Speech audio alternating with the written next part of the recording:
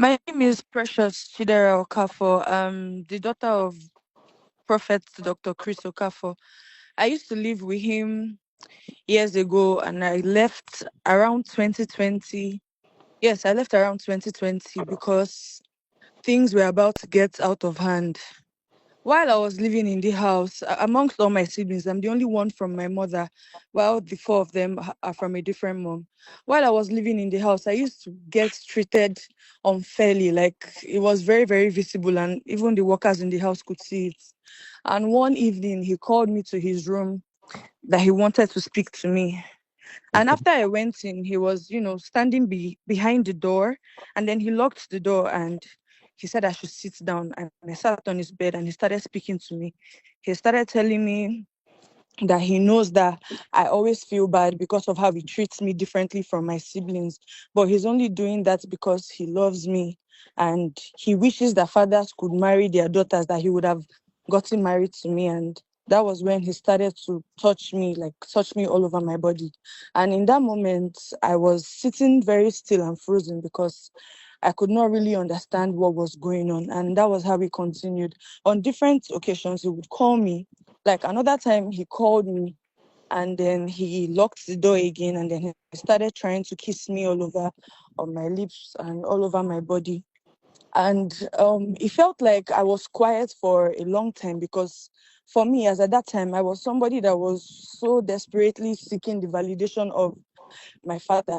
I was alone in the house. I didn't have any siblings of my own. So the fact that he was, talking to me, at least like for me, all I was thinking about at that time was, okay, if this is going to at least make my dad talk to me, if this is going to make him treat me equally and fairly, then okay. And there was a day I had a terrible dream. And as a man of God that he is, I went to meet him. So we would pray together. And that was the night that he almost penetrated me, but it didn't happen. I think he saw how scared I was and how I was sweaty and shaky on the bed.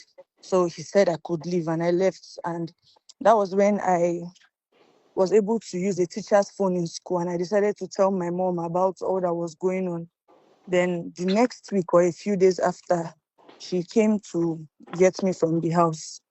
And that Hmm. was how I left. How old were And you then? um I was about 14, 15 years old at that time. Wow. So when you told your mom, what did she do about it? She cried so much and she was serving at that time. She was in a I think she was in a northern state. So she had to come back, like she had to calm down. And mind you, I don't know if I should put this out there, but he also forcefully had his way with my mom when she was 15. That was how she was pregnant. That You was how raped, she got pregnant. you raped your mom? Yes, You were born out of yes, rape? yes, out of wedlock, yes.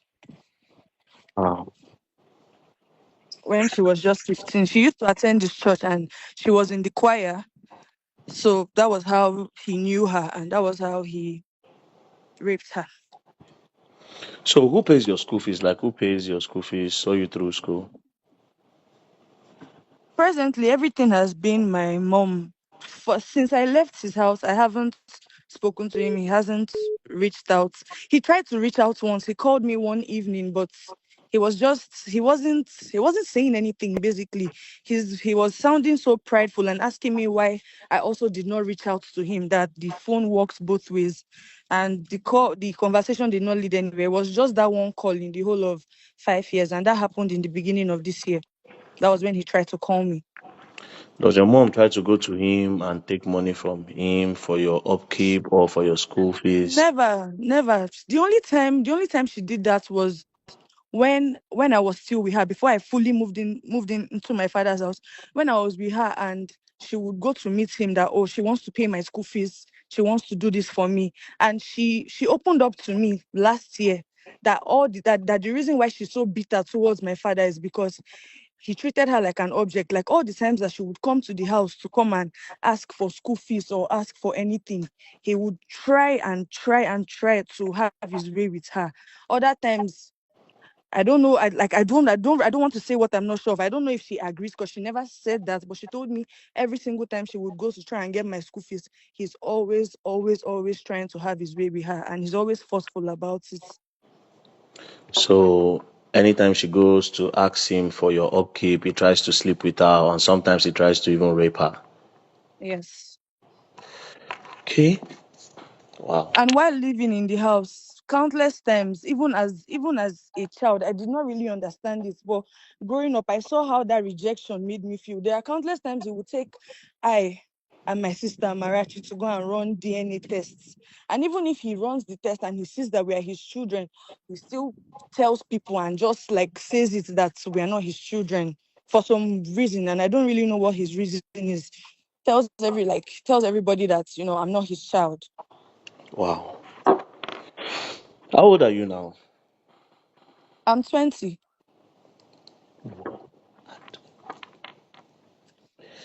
Okay. Anyways, we'll keep in touch. We'll keep in All touch, right. okay? Thank All you. right. All right. Bye. Thank you. Bye. Now, Barrister Marcel Opara, if you listen to this call that I had with this girl, now this call was on the 22nd of December at around 7:05 p.m. was when we had this call. Now, listen to it properly. What you are trying to use as a defense and as a damage control, the DNA test, that these are not his kids, he has been using it since against these kids. They have gone to do several DNA tests and he's their father, right? Now, I will ask you a question. Whether or not he's their father or not, let's leave that by the way. But how are you a pastor and a 14-year-old girl who is meant to be your daughter, whether not your daughter or not, but as a father, as an uncle, or whatever thing you be, or as a guardian, you carry her into your room, and then you say you wish that father can marry daughters, and you start kissing and touching her. Not just that, you almost penetrated the 14-year-old according to her testimony. And as a pastor, and in the defense, you are saying that she's not your daughter.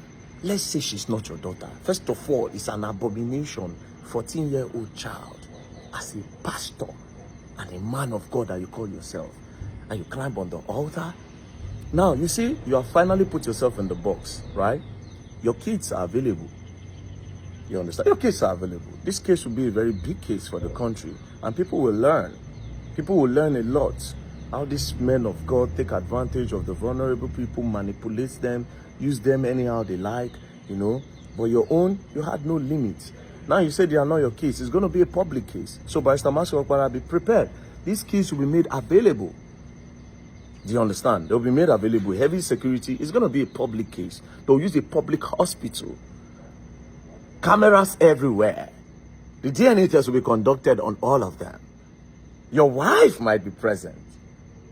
Do you understand? The mother of the kids is still very much alive. This one that made this confession now, do you understand? It's the other ones, the one where we say you do before. According to her, she said the mother even told her that you do forceful entry on the mama when she did 15 years old. And you won't do the same thing to the daughter when she did 14 years old. May God forgive all of you. But then again, the DNA test will be done. Since that's what you want to use as a defense and as a damage control. You all will learn. You all will learn the hard way. Don't play.